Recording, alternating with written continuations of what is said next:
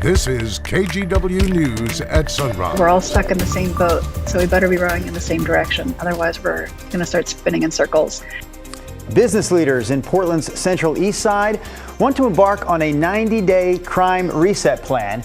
So this morning, we're going to hear from neighborhood leaders in Old Town to see how that same approach worked for them earlier this year. The Portland Thorns are officially up for sale, but Merritt Paulson is keeping the Timbers. We'll explain what's next for both teams and hear some reaction to the news. And as we roll through the month of December, lots of events like this popping up all across the area. So this is a live look inside the Oregon Convention Center this morning, where the 40th annual Festival of Trees is happening today and tomorrow. We'll have a look at the Christmas trees and some of the activities that are dialed in for the kiddos this weekend at the Convention Center coming up a little bit later on the show. Friday morning on the show is usually one of our favorites, but apparently some of our regulars thought it'd be an even better idea to take the day off. So Brenda's off, Christina's off, Rod Hill is off. We've got Chris on weather duty, but first, Chris, I should introduce who's with us this morning. First time on the Sunrise Show, Blair Best, welcome aboard. Thank you so much. I'm happy to be here. Got a few hours of sleep, but we're literally doing how many okay. hours? I mean, I was in bed by 7, but I didn't really fall asleep probably till like 10. Chris, there's no way you went to bed at 7 o'clock last night. No. Not a chance. No, when you got two little ones. Right. No, heck no. All right, well, welcome. It's good to see you. And I want to let folks know as we step outside this morning, it's crisp out there. In fact, temperatures are a little colder in a lot of locations than they were yesterday at this time. It's 36 at the airport, but check this out. We're down to 32 in Tiger, 31 in Hillsborough. Any standing water from the rain that we had over the last couple of days, in some cases, is going to be a little slick, a little frozen this morning. 29 McMinnville, 30 in Dallas. All right, real quick, I want to show you radar is generally clear. We've got a sprinkle or a stray snow flurry across the region this morning. Those will be pretty insignificant. That is what I'm watching for later today. Another storm system offshore that may eventually start to throw some showers our way at the coast first, and then later this afternoon and this evening here in the metro area. It's just a slight chance, but enough to mention. Otherwise, we are mostly cloudy, with temperatures eventually climbing into the low 40s this afternoon. Guys? All right, Chris, thank you. Well, today, Portland's Central East Side neighborhood will meet with city leaders to discuss their upcoming 90-day reset plan. It's the latest attempt to address the rising crime in that part of the city. That's right. Back in June, Old Town wrapped up its own 90-day plan with the city. So KGW's Catherine Cook checked in to see how that plan worked out there. So for Old Town, our new normal is that it's not a free-for-all. Not a free-for-all for crime, trash, and violence. That's how Jesse Burke saw Old Town at its very worst, though challenges there continue. Burke co-owns the Society Hotel and chairs the Old Town Community Association.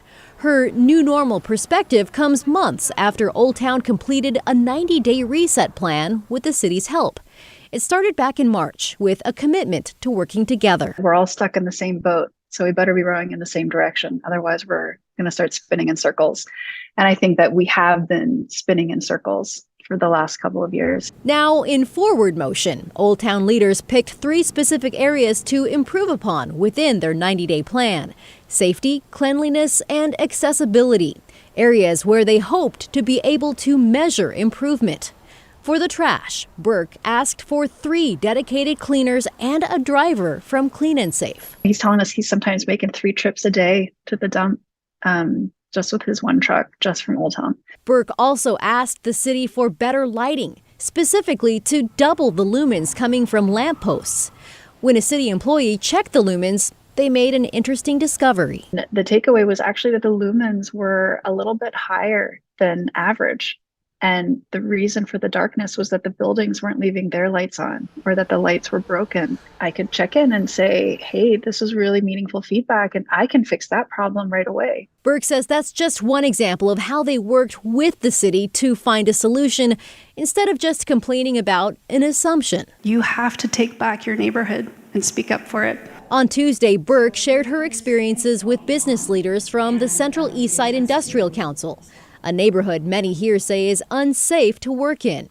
This week, business leaders and city officials will hammer out their own 90-day reset plan. We deal with break-ins, we deal with assaults. Darren Marshall is CEO of Stephen Smith Teamaker, headquartered on the Central East Side. For us, we need to see results and actions. Whether a 90-day reset plan will deliver them remains to be seen.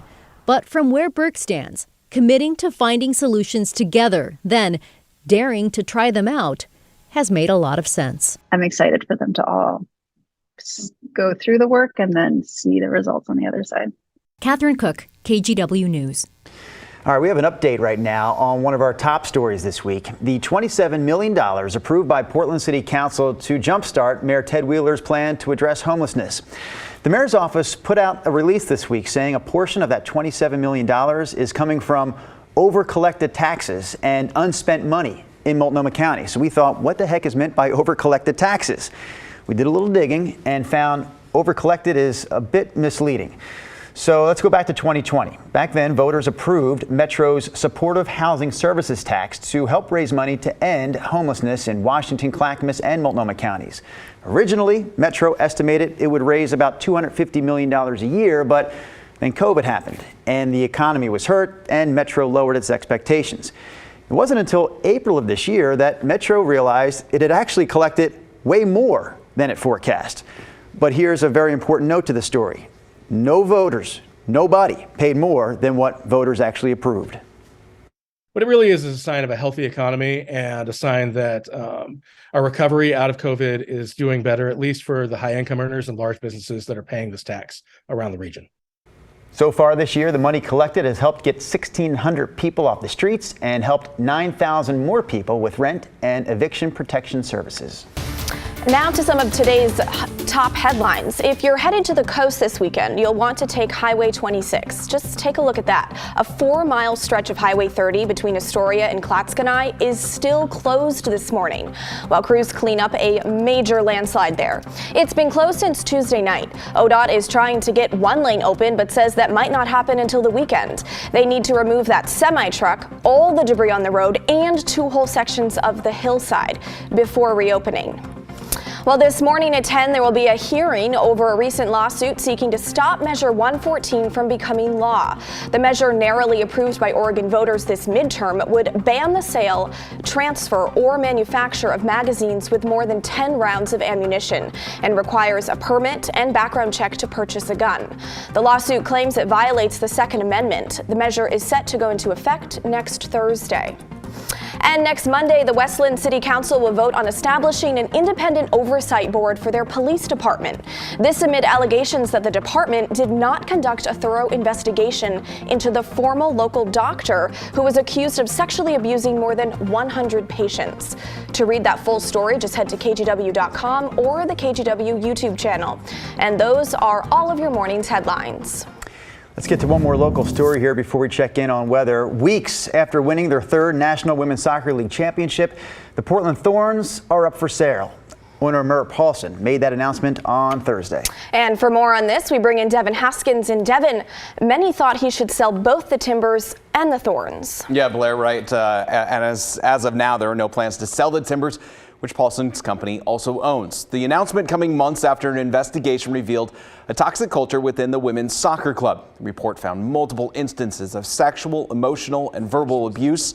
Former Thorns coach Paul Riley was to blame for a lot of that. The investigation also showed patterns of misconduct by Paulson and front office staffers Gavin Wilkinson and Mike Golub, both of whom were dismissed. Back in October, Paulson removed himself as the CEO of both clubs. Paulson talked with various media outlets after the news came out, but when we asked the club to speak with him, we were told he wasn't available. He did, however, talk to sports columnist and radio show host John Canzano. Paulson telling Canzano he failed the players, specifically the ones subjected to the abuse, and he failed in the handling of former coach Paul Riley. I don't know if I'd be able to start with anything, but I'm sorry. There's no excuse for that coach ever working another day. He shouldn't have been working to begin with, and certainly never should have worn a Portland Thorns badge. We could have done more and we could have done better, and they were failed by institutions and people, and I think the league's going to be stronger coming out of this. As part of the news, Merritt Paulson also said he's donating $1 million to a new NWSL player safety office, which the commissioner is establishing. Claire. All right, thanks so much, Devin. Well, before we get to Chris, a big update for people planning to head to the mountain this weekend. Ski Bowl opens tomorrow. They're only opening the lower and upper bowl lifts and the west conveyor lift. You can get tickets starting at 1 o'clock today. All right, we have seen a lot of snow up on the mountain. It started Sunday into this Monday. Much snow, right? Continue with that big dumping on Wednesday, and I think it's going to snow a few more times before we hit the slopes tomorrow and Sunday. Yeah, we'll probably, maybe some flurries up there today, and then maybe a little fresh dusting of snow this weekend. Timberline, by the way, is rocking a 5-foot base already. It's early December. Way better than last year, right? Awesome there. Down here where the rest of us are, we are waking up to chilly temperatures. It's dark, it's early, sunrise still a good, 2+ hours away, right? It's 36 last check at PDX, but there are a number of locations that have slipped down below the freezing mark. Hillsboro's 31, 32 right at freezing right now in King City. Timber Junction down to 31. The big perspective here across the region. Kelso this morning at 36, the Dow's 31. We hop over the Cascades. There's some chilly air to be had. 8's not terribly cold by Eastern Oregon standards, but it's cold in Baker City at 8 this morning to start your day. All right, here's what we're watching for our overall forecast. That's our next weather maker. Low pressure spinning out of the Gulf of Alaska, dropping southward. It's already kicking some showers towards the western Washington coastline. Those showers will slowly start to pinwheel towards the Oregon coast later this morning and into the afternoon. This is Friday morning at 8 a.m. on our Futurecast model. It's also possible that we squeeze out a few snow showers in the Oregon coast range. In terms of the valley today, I don't think any of that moisture gets here very early.